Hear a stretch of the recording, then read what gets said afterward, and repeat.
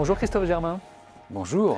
Vous êtes directeur général d'Audencia, merci d'être sur le plateau de Xerfi Canal. Alors à partir de 2021, les choses vont beaucoup changer parce qu'une nouvelle génération de bacheliers va arriver. C'est fini les séries, maintenant ils auront des spécialités. L'idée c'est de choisir ce qu'on aime dès le lycée. Mais est-ce que les portes des classes préparatoires aux grandes écoles de commerce ne risquent pas de se fermer à ceux qui n'auront pas choisi la spécialité mathématiques? Alors effectivement, le challenge qui se présente aujourd'hui aux classes préparatoires, mais ensuite aux écoles de management, c'est pouvoir intégrer demain des bacheliers qui vont avoir des profils très divers compte tenu des options qui leur sont proposées aujourd'hui. Ce que l'on sait, alors je vous parle, c'est que l'écart qu'il existe entre ceux qui faisaient la filière ES et la filière S et ceux qui, en seconde, cette année, ont choisi l'option mathématique en première est de l'ordre de 15%.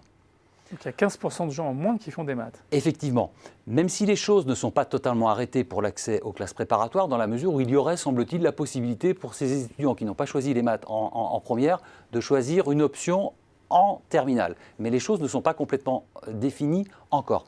Ce qui est certain, c'est que, encore une fois, le challenge qui se présente aux classes préparatoires, c'est de continuer à former des étudiants de grande qualité, tout en donnant compte de la diversité qui va se présenter à elles dans les années à venir. Parce qu'ils risquent donc d'avoir moins de candidats ayant les mêmes caractéristiques qu'autrefois 15% de moins.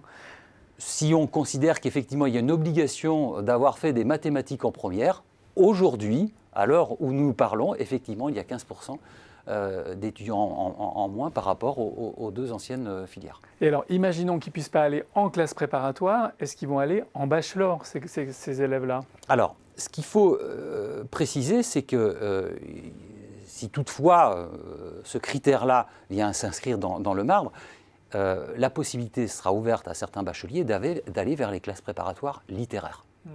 Donc c'est une possibilité qui est encore offerte aux étudiants. C'est aussi un moyen d'aller en école de commerce. Exactement. Après. Les préparationnaires littéraires sont très prisés dans les écoles et font d'excellents parcours et de très très belles carrières professionnelles.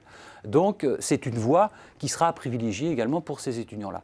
Ensuite, le programme bachelor, c'est une voie alternative qui est choisie par certains étudiants aujourd'hui qui n'ont pas les caractéristiques personnelles pour aller en classe préparatoire, qui souhaitent s'inscrire dans une démarche peut-être plus professionnalisante à court terme et qui font le choix du bachelor.